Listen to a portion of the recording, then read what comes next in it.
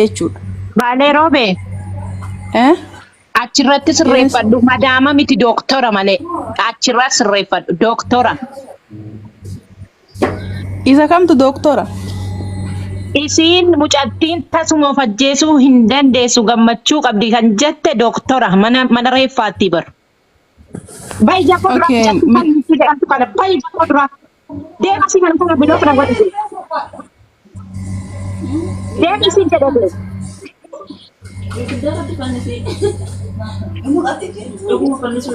inni akkas isheen akka jette sun dooktora moo hiriyaa isiiti moo maalidha annaaf hin galle?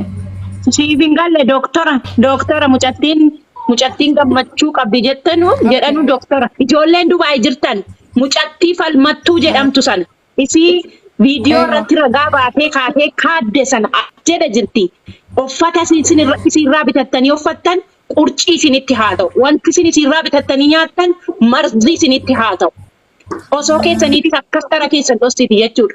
Kadha akka nuti reeffa Itoophiyaatti illee akka nuti reeffa hin marammarsiisne akka nuti reeffa Itoophiyaatti hin marammarsiifne manaatinitti aggadame jechuudha. Akka reeffi akka hin baane bolee keessatti aggadani jechuudha. Waraqaa kan barreessee kenne Daawit Mogos kan jedhamu naatuudhaan duute jedheetti barreesseetti kenne. Eessa baasaatti arge inni? Eessa baasaatti arge? Biyya keenya keessatti mirga hin qabnu, biyya namaa keessatti mirga hin qabnu. Dhugaan kee haa dhokatu. Mucattii kana mucattii falmattuu jedhamtu viidiyoo irratti isinii dalaga TikTokii kiyya guddaadhaan akka isiirraa waan binne. Tasuma ijoollee viidiyoon hin jiru, footoon hin jiru wanti tokko mucattii qofa gashan.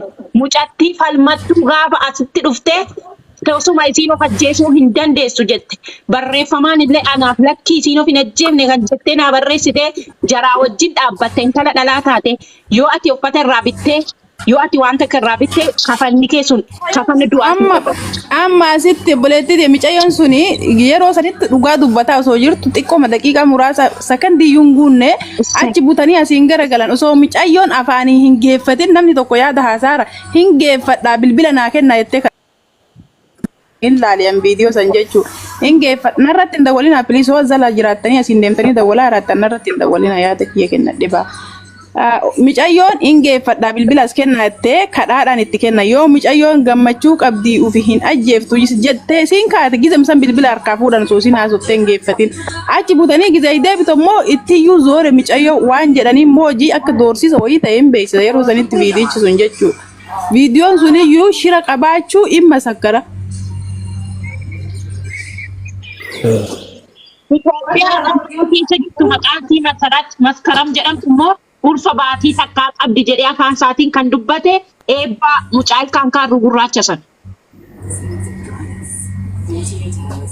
Yaa Oromooti wallahi dhugaa irra dhaabbadhaa malee ganda ta'ee maal ta'ee hundi kennayyuu nuti Oromoodha. Intalli tun intala dhalaati dhugarra dhaabbadha. Namni kumu yoo ufii keetillee dhalaa hin taane boru dhalaa argachuu dandeetta. Ilmoo dhalaa takka gaafa argatte ilmoon ta'e waan taatu hin beektu. Namni dhugaa namaa dho'isu namni dhiiga namaa dho'isu immoo dhugame isaatti dhokata namni fiixaa ufiitiif dida waan tokko. Kanaafiyyuu dhugaa micayyoo tanaa baasa. Yookaan immoo iyyuu lakkoofsa madaamiin isin mana madaamii duute yoo jedhame lakkoofsa madaamii san bakka fuutanii fuudhaa madaamii san irra gaha. Gaafa dhaakketti mana madaamii keessatti. Lakkoofsi madaamii nuu kenname kan eenyu ta'e argame beektaa? Lakkoofsa madaam kan naa ergee kun lakkoofsa madaam kanuu ittiin haasa'eera kan naan jedhee Nuuraddiin naa ergee lakkoofsi sun kan mucaa ta'e argame kan Naasir ta'e argame. Wallahi baay'ee garaa nama nyaata. Baay'ee garaa nama nyaata. Sirumayyuu osoo ummanni madaamii waliin arge yoo mana madaamitti duute osoo ummanni madaamii wal argee akka itti duute haqaisii hin baasin reeffesii fuudhanii biyyatti galchuun maaliif barbaachisa? Madaamii biratti lubbuun namaa biratti bahuu miti mana madaamii keessatti namni tokko gaafa rakkate nama qabu yoo taate rakkoon intala tanaa maal akka taate namni qotee waan san irra gahuu danda'a.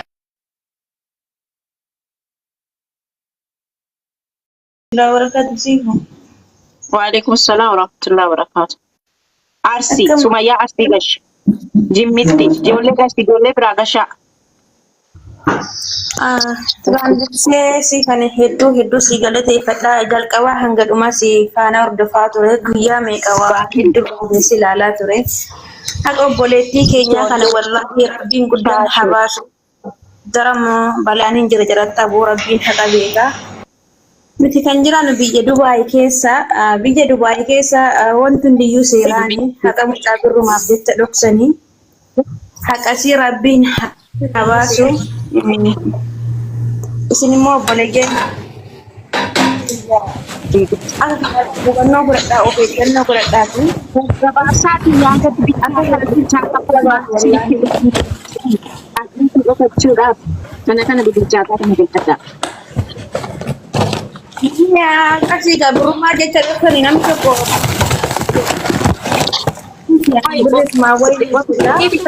dhiifama wajjin namni dubbataa jirtu carraa naa dhiisaa araba na eegaa daqiiqa takkatti illee dubbadhee bu'a dhiifama wajjisaa carraa naa kenna eeyyama keessan ani yaanni ani qabu mucayyoon tun akkaaf akka malallee deemte gara fuula rabbii deemtee jirti ani wanti amma hayti isii kun udda amata sadiiti eenyuun bira turte dhirsi isii kun kamaatiin hin beekin ifaajeen isii kun eessa jira kana oromoon gundi gadi ba'ee haqa isii kana barbaadee baasuu qabaa jedhaan yaanni kiyya jechuudha isiin deemte akkaaf akka malallee hin deebitu haqa isii ka amata sadii kana herreganii gadi ba'anii baasuu qaban isiin ittiin oollee abbaan isii ittiin oollee ilmoo irraaftee ilmoon ittiin oollee haqa isii kan oromoon baasuu qabdi yaanni kiyya kanu. Galatoo.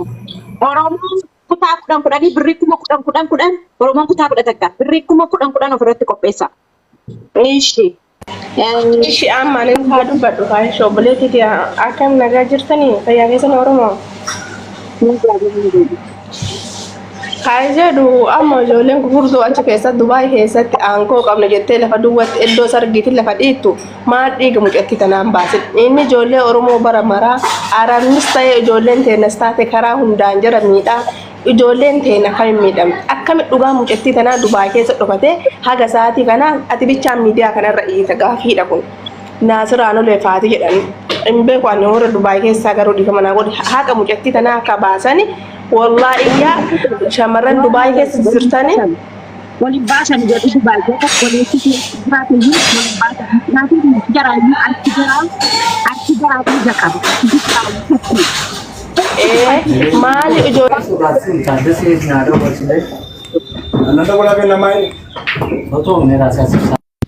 nama amma galee kana muhiim yalla fixadhu mucatti maaliif dhiiga mucatti tanaa qabbaaniiti ijoollee shamarran bicha dhiisan maa ijoolleen dhiiraa sagalee hin taaneef maaf akka mucatti tanaa dhossan dunyaa isii ammata sadi dalagataa baate eenyuun bira jira eenyu wajji akkasiin jiraataa turte akkasiin biyya dabalamte kan inni isii wajjin jiraataa turte sunis biyya dabalamuu qaba chaansi isaa kanuma isiin duute inni taa'ee nyaata dhiiga isii. Seenaa gaaffii siyaasaa kan kana goota rakkoo uummata Oromoo maal jetta? Kana goota rakkoo uummata Oromoo kan irratti bakka rakkootti hin dhaabbadha hoona gaafatan bakka rakkoo kamiin keessattuu hin dhaabbadha sii galee anini wanti bichaa barbaadu hadni obboleettii kennaa tunu haa baatu bichaa barbaadu sagalee kan kee ona jedhu.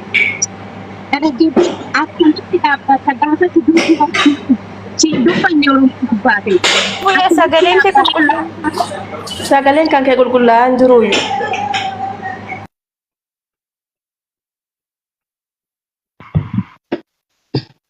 Agassi narcaasem. Indagaama moo ndagaama? Sagaleen kun ndagaama moo ndagaamu amma? Sagaleen kun namni kan gashin naman gashini qoy. Sagaleen kun ndagaama moo ndagaamu? Moodee teras raafaas. Hin dhagaama moo hin dhagaama? Mucatti aslii jettu. Waa'ee kanaan wal qabata yoo ta'e amman cufee bu'a. Waan kana yoo hin taane immoo booda si jinaasa. Sagaleen jira mitire shamarran biyya arabaa warqii shamarran biyya arabaa akka shaamaatti namaa copxii yeroo siin jedhamu yeroo maallaqaa qofama yeroo maallaqaa qofa kan maalii qarqaarta kan maaliiti kanatti oromoo kutaa kadhate ko inshallah oromoo qarqaaruuf biyya baate biyyeen si nyaatu maatii keen qarqaartu hin qarqaarin hin qarqaarin hin qarqaaru jedha asirratti ishi jedha waadaa seenaa waadaa jedha barreessa waadaa shamarran tasuma qarqaaruun qabdan waadaa jedha okay jedha wallahi rabbii sinitti haayi ta'u tasuma hin qarqaarina maa gaafatti duutu eenyutu si gargaare gaafatti duutu eenyutu gabbayee sii booye waadaadha lafee goototaatiin si qabe islaamummaa keetiin si qabe tasuma hin qarqaarin sumuuniitti hin kennin ani qabsoon kiyya kana booda kan barbaaddu kenni barbaaddu dhiisi an ofirraa haasa'uun dadhabu. Oromoo shamarran kuma tokko keessa shamarran 600 yoo naman siifadhe gaadha. Wanta ati kennituuf hin jiru maallaqa kee. Oromoo qarqaaruu biyyaa baate gaafa biyyaa baatu abbaan kee lafa si gurguree horii si gurguree dhaqee Oromoo naa qarqaari siin jedhee biyyee haa nyaattu. Biyyee haa nyaattu Oromoon kutaa akka tokko guutuun si qiilee seentu.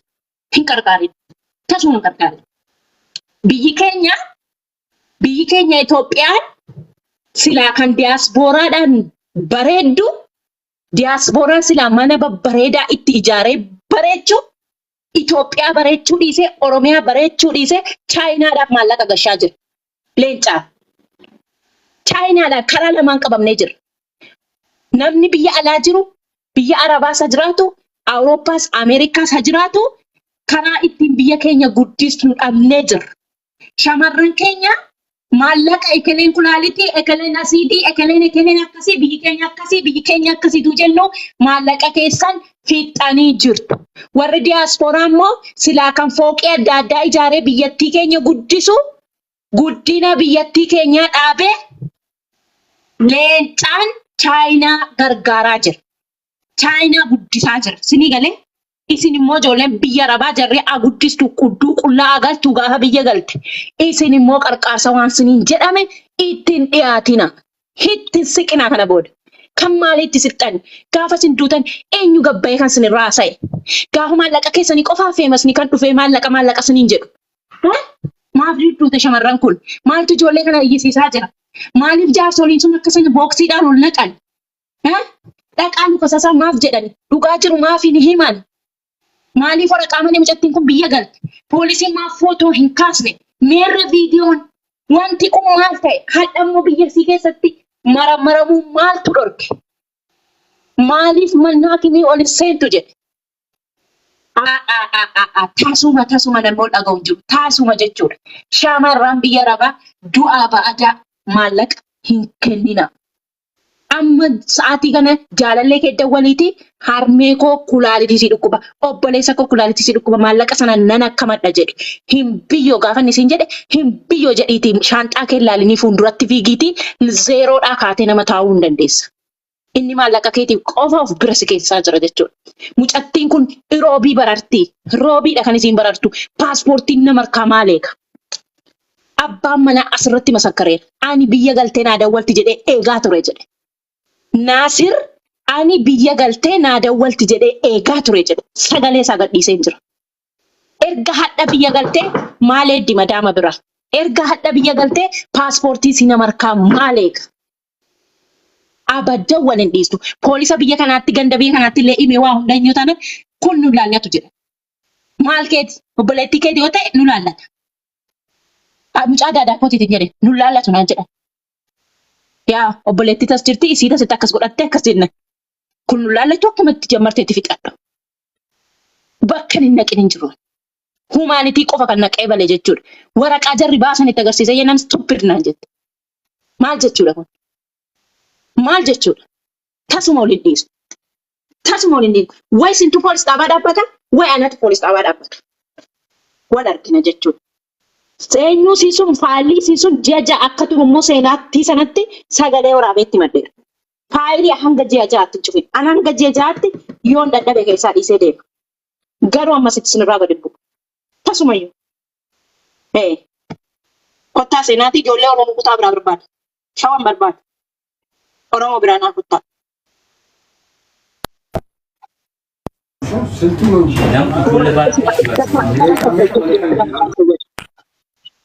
Sehingga dibuat uang dan di sana dengan tema dalagang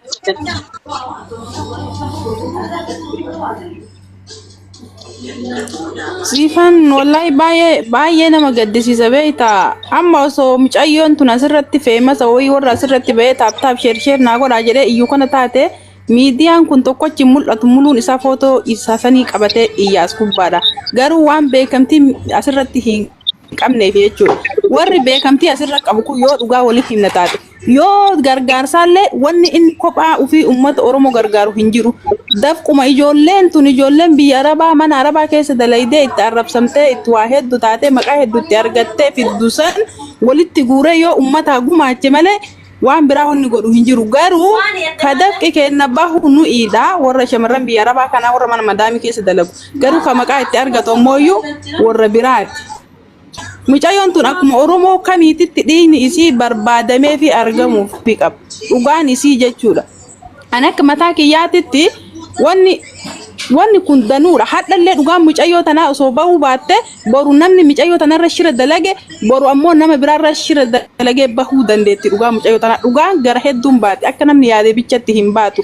Kallattii bichaan hin baatu. Kallattii hadha mucayyoo tana godhe bichaan bahuu dhabuu dandeetti. Boru garuu kallattii biraatiin bahuu fi dandeetti jechuudha. Kanaafiyyuu haga dandeettanitti uummanni Oromoo kutaa 11 dhiiga mucayyoo tanaa barbaadaa fi dhugaa isii baasaa fi isiin kaatee himachuullee dadhabdu isiin kaatee dubbattee kan akkana na godheechuullee baattu rabbi dhiiga isii baasuu jira. Kanaafiyyuu shira hin dalagina yoo tokko waa dubbachuuf ta'e afaan hin qabina mucayyoo tana dhiiga isii baasaa fi wallahi baay'ee nama gaddisiisan viidiyoo tokko gaafa laalu anama itti xiyyeeffadhee waa'ee mucayyoo tanaa hordofeellee hin beeku jalallee deemee hin beeku. Garuu dheengatta gaafa viidiyoo mucayyoon gammachuu qabdi ufin ajjeeftu osoo jedhamu mucattii afaan qabanii daqiiqatti bilbila harkaa holqatanii harkaa butan san warri dhiiraa jechuu dhiirummaan teessa wallahi dubartii miidhuudhaanii miti. Mucayyoo san jecha isii sammaa afaanitti qaban. Haa geeffattu badaa dubbattee gaarii dubbattee miidiyaa irratti dubbataa jirti. Ka miidiyaa irratti hagas bilbila harkaa butan miidiyaa duubaan hagam akka godhamee yaadaa isiniyyuu. Miidiyaa duubatti hagam haga doorsisamu laala. Miidiyaa gubbatti barqa afaan isii qaba mucayyoo san. Osoo namni meeqa laalu. Kanaafiyyuu dhiirummaa teessan dubartii biraan dhaabadhaa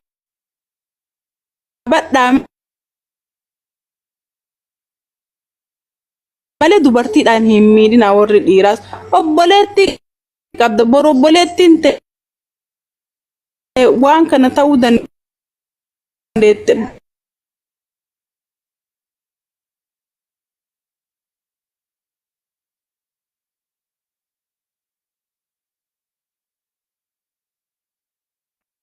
Yalla nanti berarti fufa. Boru ani yoo akka mucayyoo Baale roobeen fixee kanaatitti kufee namni dhugaatii dubbatu tokko hin jiru jechuudha. Namni tokko walii tunga. Sagalee keetittidha boodatti fuftaa. sagalee dhagahamu Baale roobeenii neetworkii si qaqqabu jira natti fakkaata. Mee itti deebitaa yookiin gidduudhaan na dubbisi. Itti deebitaa miitii qabadha. Warri kaan miitii qabadhaa hin jeeqa yoo miitiin qabanne waliin dhaggeeffannu. Baale roobeen obboleettiin kiyya tuttuquudhaaf yaaltee jirti waan baay'ee dhugaan mucayyoo kanaa dhokachuun isaa wanti mul'isu agarsiistuun tokko jechuudha. Gaafa hospitaala dhaynee poolisii xaabiyaa dhaynee maal jedhan isaa walitti qabamanii dhiibbaa isaan intala falmattuu jedhamtu san irratti godhaa turan agarsiistuudha jechuudha. Yeroo isheen dubbattu viidiyoo gadhiifame san irratti akka arginetti dhiibbaan intala san irratti godhamaa ture hin mul'ata ifatti jechuudha. Kaameraadhaan duubatti immoo shirri xaxame haqa kana dhoksuudhaaf haqa dhiiga obboleettii keenyaa kana dhoksuudhaaf shirri xaxame karaansaa fagoodha jechuudha. Yoo laaltu akka namaatti yoo laaltu jechuudha. Kan kaameraa fuulduratti hamma san agarre kaameraadhaan duubatti shirri xaxame karaan isaa fagoodha amma dheedhamee deemamee irra hin gahaa. Amma warri dhimma kana qabatanii jirtan siifani ciccitee qabattee jirta. Inshallah rabbiin si gargaara. Umarra haqa kana hin baastee uummataaf ifa goota jedheen abdii guutuun qaba ani sirraa siifan jechuudha. Siifi warra naannoo kee jiran jechuudha. Warra si wajjin dhaabbachaa jiran haqa kana ifa baastu jedheen abdii qabaa jechuudha. Ani sarraa kanaaf akka gorsaatti jechuudha. Warri biyya ambaa jirtanii dubartoonni kan yaadachuu qabdan akka biyyaatti baatan jechuudha.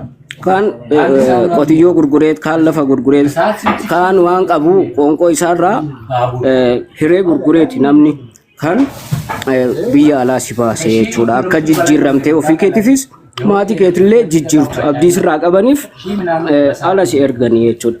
Dhimma kanarraa barachuu qabdan hundi keessan jechuudha. Warra biyya ambaa jirtan keessattuu biyya arabaa dhimma kanarraa hin baranne, dhimma mucaa kanarraa hin baranne taanaan borus waanuma akkanaatu itti aanaa jechuudha. Nama biraarratti ta'a taateen akkanaa faddaaltota ta'anii dubartii mana maadaamii hojjetturraa birrii saamaa jireenya isaanii ittiin jijjiirratan irraa of eega.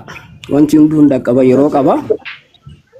Kaayyoodhaafis kan biyyaa baatanii of hin gatina waan akkanarraa waraabessa akkanarraa of eegasiniin jechuun barbaada jechuudha.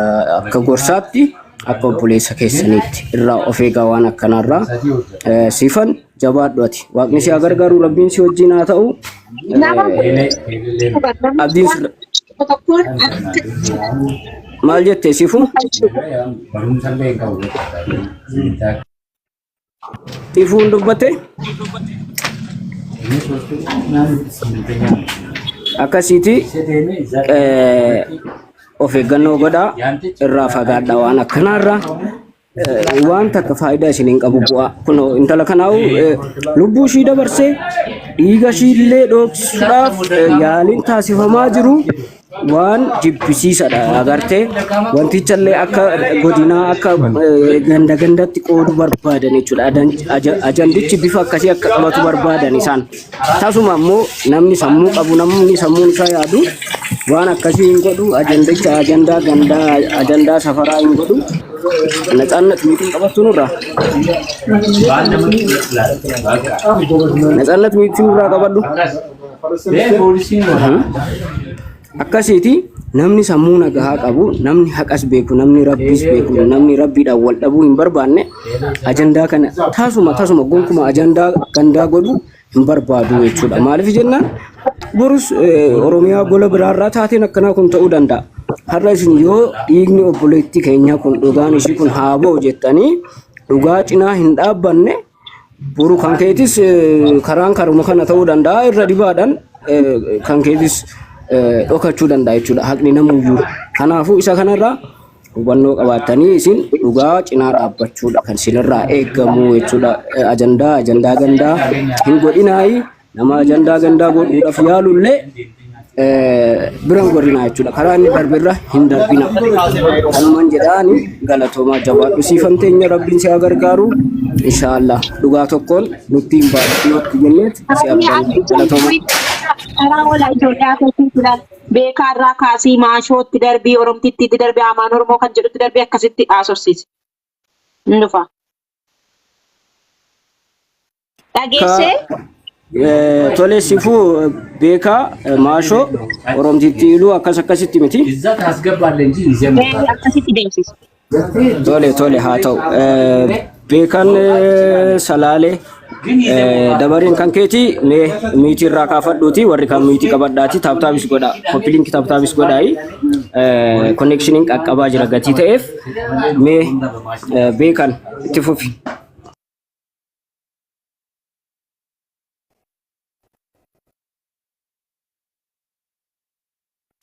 Beekan hin jirtu moo? Beekan hin jirtu? Beekan. Eshi beekan yoon jiraanne maashoo nu itti darbii yaada kee nuuf qoodi yaada kee nuuf ibsi. Maashoo. Maashoon illee hin jirtu. Keessumatti dhiistanii deemtanii hojii hojjechaa jirtu keessa gootanii. Hayyatti fufi. Okay, daqiiqaa takkitiin eegittu bakka neetworkii siqa. Diimataa jira waan ta'eef. Assalamualaikum warahmatullahi wabarakatuh. Jilu. Waalaikumsalam warahmatullahi wabarakatuh.